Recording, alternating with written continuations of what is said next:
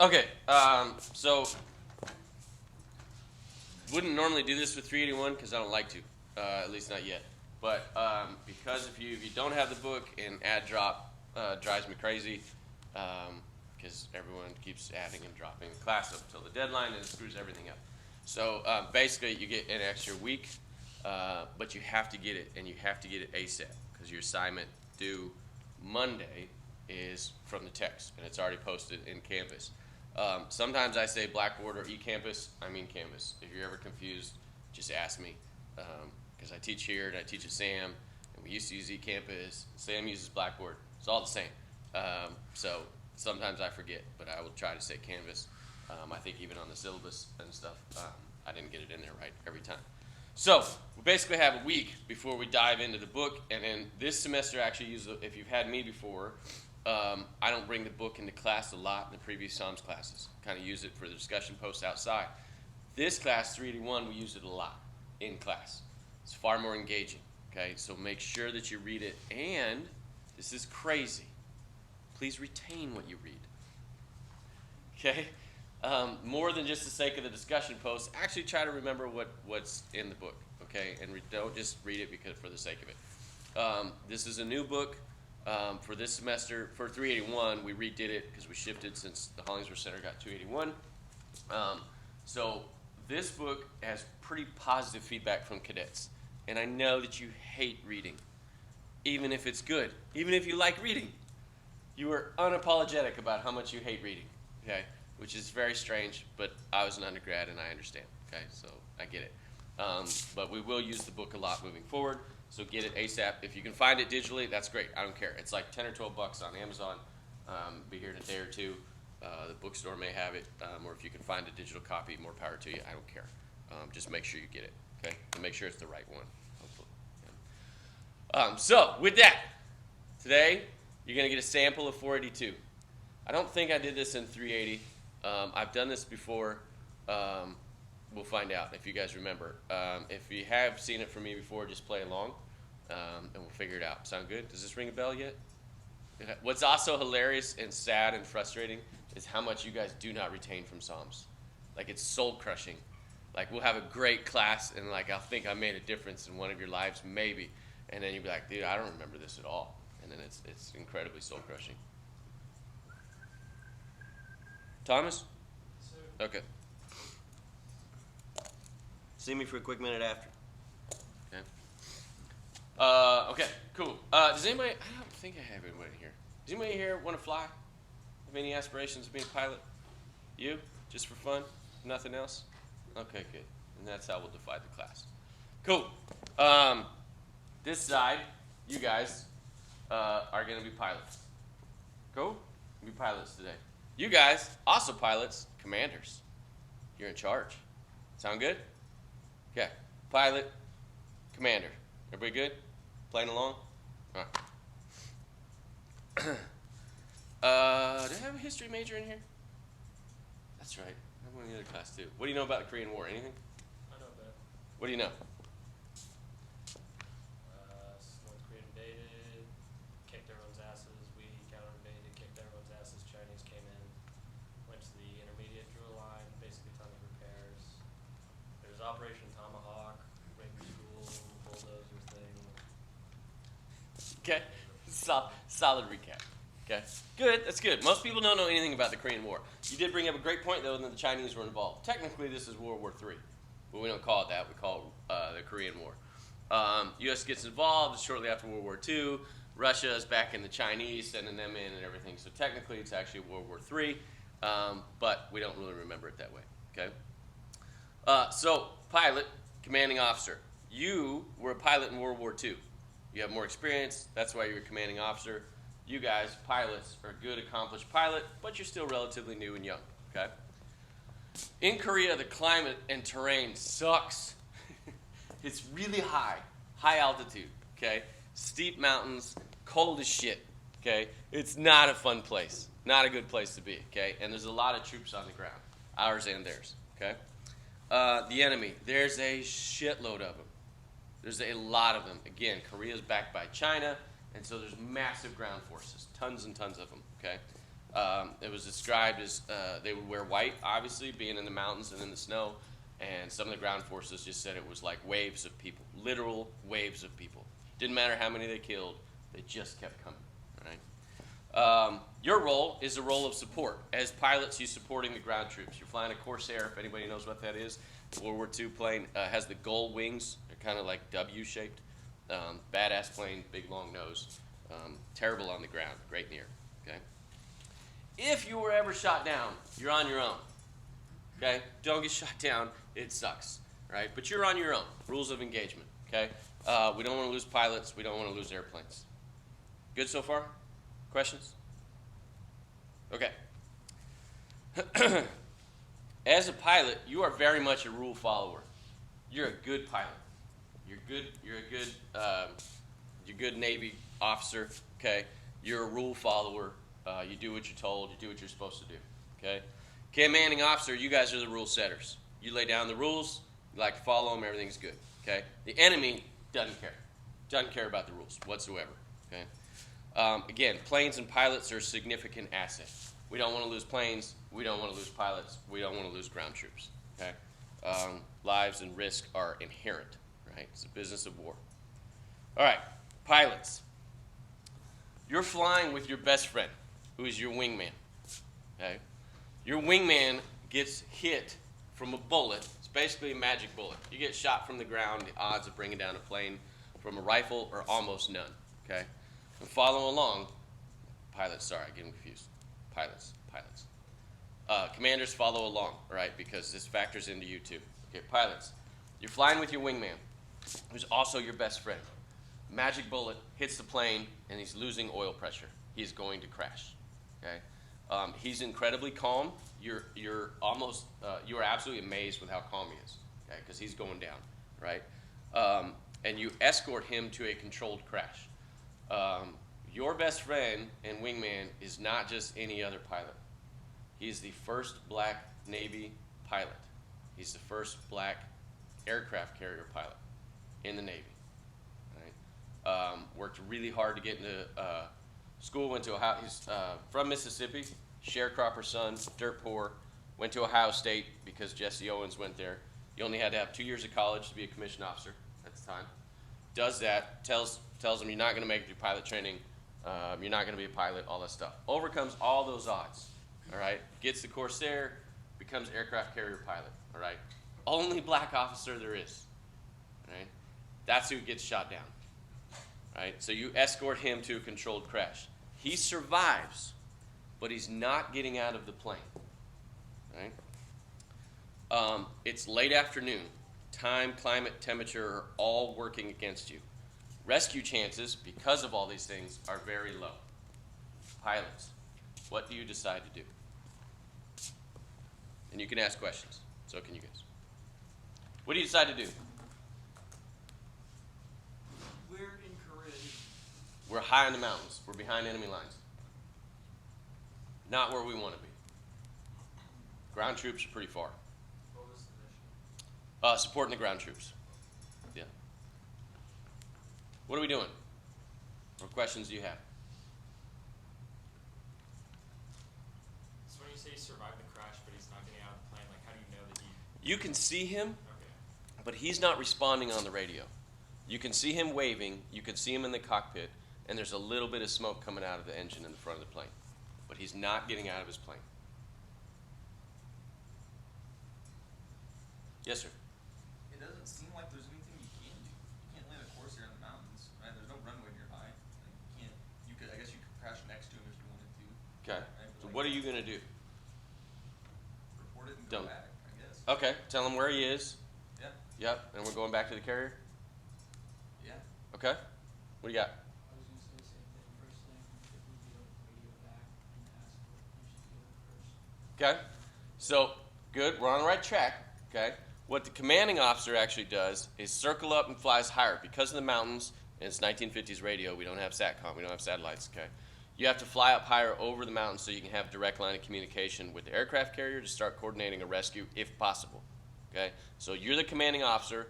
Your other pilots are circling, all right, making sure he's safe, trying to see if he gets out of his plane. You fly up a ways, right, and tell the aircraft carrier, hey, we got a down pilot. We need a rescue if we can. We're still here. What are we doing? Whatever you're told to do. Okay. You're told to just stay as long as you can and go back. But that's not what happens. What are we doing? Is the area like open enough where you like safely or like reasonably make a crash landing? Yes. Or, Yeah, he did. He did a controlled crash. Okay, he's alive, but he's not getting out.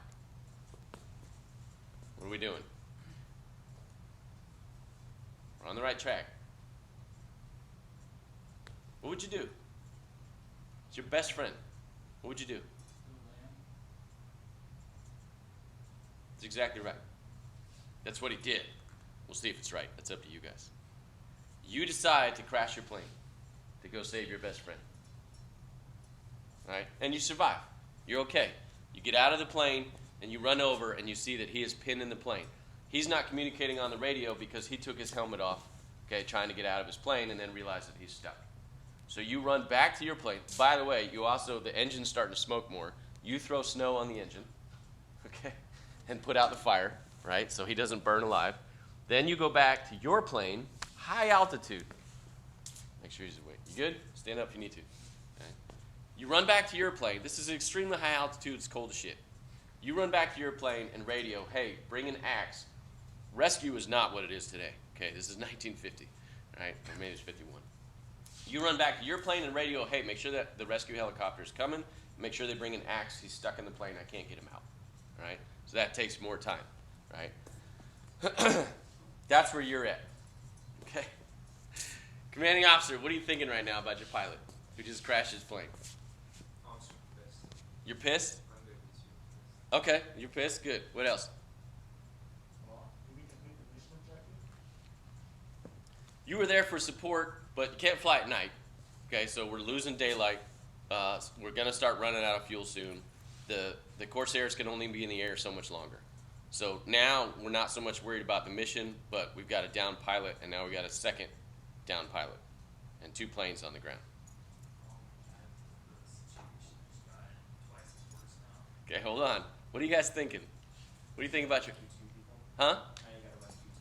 Now we got to rescue 2 people. Okay. Now I'm trying to figure out how to complete the mission objective with less planes. Really, all we're worried about now is the 2 pilots on the ground. Okay, mission's basically out the window. Does the second plane, like, if that doesn't work anymore, like, it's gone? Yeah, the second plane can't take off. It's damaged, and actually the pilot hurt his back pretty good, right? He's mobile and everything. He's also running on adrenaline, but his plane's not taking off again. Yeah. What are we thinking? What are we thinking about our pilot? The one who crashed on purpose. Yes, ma'am. I mean, logistically, you're mad that he wasted resources by being down 2 points, not 1. But, I mean, as a commanding officer, you have to accept the fact that he made that decision, so you just hope that they both get rescued and it's worth it, because if not, when you're down 2 planes and 2 pilots, when you can go down 1 Okay. pilot. Okay, good. Okay. So, a Marine pilot, by the way, your altitude is so high, they recommend helicopters do not come and get you, right? There's a Marine pilot on the aircraft carrier who happens to like these guys. He's like, fuck it, I'll go. Like, literally not supposed to. But he's like, I'm not leaving my guys up there. Flies up there, extremely high altitude, getting late at night, brings the axe, takes extra time. Only him, one pilot in the helicopter, okay? Him and you try to get your buddy out. And you can't. And what actually happens is you have to leave, right? And your buddy is injured so bad that he's slowly dying. And he tells you, his best friend, who, by the way, you're from the Northeast. Your dad went to Harvard. He owns several very successful grocery stores. You spend your summers in the mountains, right? Like life is pretty awesome for you growing up, right? And this first black pilot, not getting along well typically in our country at the time, became best friends, right? And this is a true story, by the way, right? You can't get him out, and he's dying in the airplane, and he tells you to make sure you tell my wife how much I love her, okay? And you leave, because you have to. And he dies in the plane. helicopter takes you to ground for the night, and you get back on the aircraft carrier the next day. Okay? Let's see. Yeah. Commanding officers, now it's your time to make a decision. What do you do about your pilot? What are we going to do? He's alive, made it back, lost 2 planes, lost 1 pilot. What are you going to do to your pilot? Well, we probably just like maybe an emotional thing, but Okay. Yeah. Yeah. You can bust him down a rank. You can punish him. Is that what you're doing? yeah, probably. 'Cause I feel like going down a rank due to yeah, I think that's more reasonable. I feel like probably honestly, I feel like you said it's real life. You probably got like kicked out. So that's what I think. You think he got kicked out? I'm asking, what would you do? We'll go over what happened. What would you do? You just bust him down in rank? Yeah, I think that's reasonable. Okay. Because, Why? because he did lose a plane. Okay. He lost the plane, and then they didn't end up saving the pilot. And you said his back, he injured his back, so he's probably going to be out for a little while to heal his back, and it's the 1950s, so that's probably going to take a bit longer than what you would want. And then you lost fuel from the second time. Okay. Good. Okay. Caitlin? I mean, you reprimand him for the fact that he lost resources. But I mean, there's an argument to be made that a lot of people would rather have a team full of men who are willing to like sacrifice themselves for, their country and their fellow soldiers than if your first instinct would be it's not worth it, let's go back. Rather than your first instinct is, I don't care what it's gonna take, we're gonna try to save him if we can. Okay. So what are you doing? I mean, What do you do to your pilot? come up with some sort of reprimand for losing the resources, but, Serious? Not serious? I think it would just be not even monetary, just basically he would have to work in some sort of way to make it up. Okay. But I don't think he should be punished too severely because, I mean, you'd rather have a team full of guys who are like that than people who just want to complete their mission and get out of there. You'd rather have people that are willing to protect your guys. Okay. Good. What else? Who else? What are you doing? I like what his intention, but losing the plane, that's, I mean, and I don't know how much the plane cost, but that's a huge. A lot back in the day. loss. A lot. Huge Okay. loss. So what are you doing to him, Declan? Nothing too severe, other Okay. than probably a stern rebuke. It's like I Slap understand- on the wrist. basically. Like Okay, I understand why? why you did it, Okay. because I mean that kind of camaraderie is something that you want within your unit, but Okay. perhaps Ethan, you're nodding. not sacrificing all your Yeah, it could have your been killed, right? weapons and everything. Could have lost 2 pilots. Mhm. Okay. You're nodding, Ethan. What do you got? Yeah, I'm kind of thinking about it. Yeah, it's a lot of resources lost for, I guess some would say a rash decision, but it was kind of valorous on his end, try to save the men, so. Okay. So what are you doing to him? Yeah, I don't think I would like kick him out or something, but Okay. Not severe. maybe just like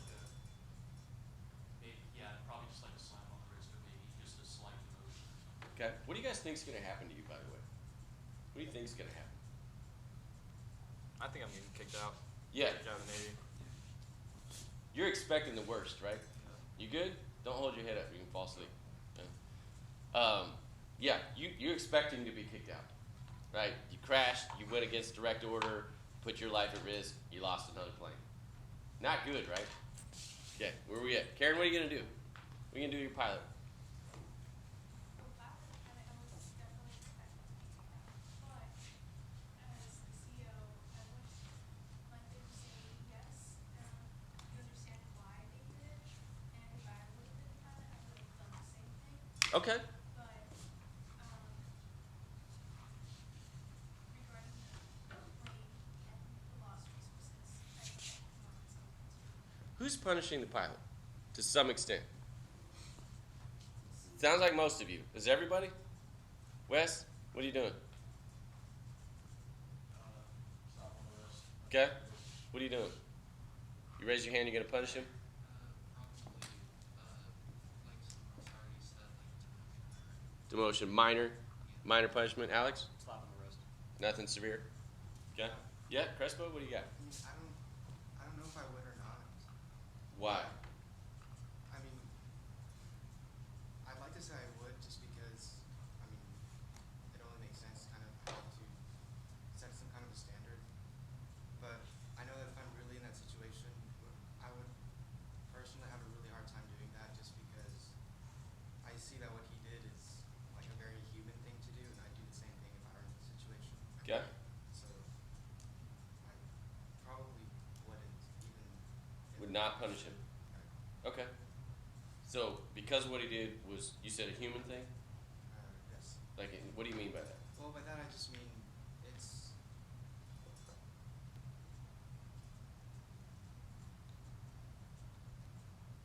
He's looking out for someone who he's been really close with, like his best friend, like you were saying, and Yeah. that's a good thing, really. Yes. Yes, it is. And if there's like, and of course since the mission changed from being an actual ground support mission to now like we're just trying to pull out Mm-hmm. at that situation or at that point, I think making that decision isn't so much of a bad thing than if the mission was to priority. Okay. Good. I will take it. We'll see what happens. Anybody know? Good. Okay. Again, this is Ensign Jesse Brown, first black Navy carrier pilot. I believe first black naval pilot ever. Okay. Again, grew up dirt poor, wanted to fly. Nobody he knew was a pilot, right? Didn't grow up around it, but saw planes, wanted to be a part of it, figured out how he could do it. And, again, only black officer on the entire. Every other black person on the aircraft carrier worked like food services, okay? And they were all enlisted. In fact, on the ship, where they have like an exchange, like a store, they actually used to sell Rolexes in there. And the rest of the black crew looked up to him so much that they saved up all their money and bought him a Rolex. That's Tom Hudner. That's the pilot from the Northeast. Wife.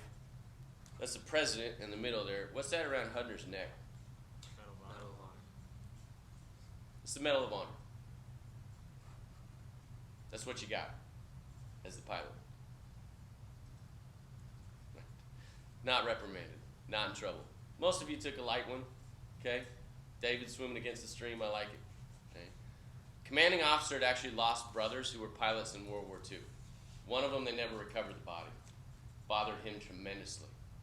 And while your pilot did exactly what he was not supposed to do, you have never seen anything braver in your entire life. Commander of the aircraft carrier. Commanding officer comes back, tells the commander of the aircraft carrier what happened. He says, who's served in World War II, never heard of, seen anything braver in my entire life. Right? Risked his life against rules, against orders. To Caitlin's point, what he did, right, and some of you others, what he did was not about him. Nothing to do with the rules or the assets. It was an American life down there on the ground. Right? Hudner gets the Medal of Honor. That's Truman in the middle there, and that's Jesse Brown's wife, Daisy, there. That's the first time they met. Daisy was not allowed to stay in hotels in Washington, D.C. then because she was black. There was actually a relative of Tom Hudner's whose last name was Brown, and they thought he was related to Daisy and Jesse, and they would not give him a hotel room in D.C. So he called over the phone at the time. Daisy actually stayed with an enlisted woman in the Navy who was black. Right? That's how it was. Right? As the pilot, Tom absolutely expected to be kicked out of the Navy, court-martialed, right? Whatever. Pick your worst case scenario. He absolutely thought his career was over. Right? And instead, he gets the Medal of Honor. Excuse me. This is all a true story. There's a lot more to it if you really want to get into it. This is a book called Devotion. Adam Makos has written several World War II books. He's really good. This is actually being made into a movie, and it comes out, I think, this spring or summer. They finished filming already. Most movies about aviation, like I love Top Gun. It's full of so many mistakes, right? Like it's not accurate. Okay, I'm optimistic about this movie because the director, who is black, his dad was a pilot in the military. Okay, so I'm optimistic that they get the aviation aspect right, and it's not too Hollywood, right? But there's a lot to the story. He really gets into what happens on the ground and all that good stuff. Extremely entertaining book. It's really hard to put down, and I highly recommend it. Why did we go over this? Why would I put you through this?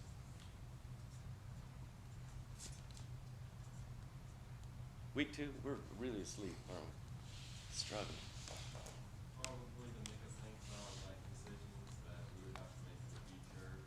Just even though like we're in SOMS or DNC is not exactly going to be in a military situation most likely, we still have maybe like similar kind of decisions with companies that we work for if we have people under us or people above us with what happens in the workplace. Absolutely. Nailed it. Good. Okay.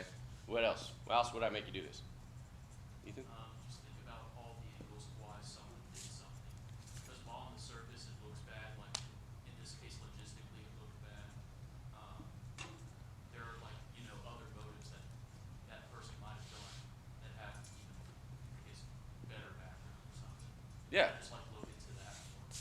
How many of you thought, I think maybe David did, how many of you thought about the fact that he just lost his best friend? I mean, it's punishment enough, is it not?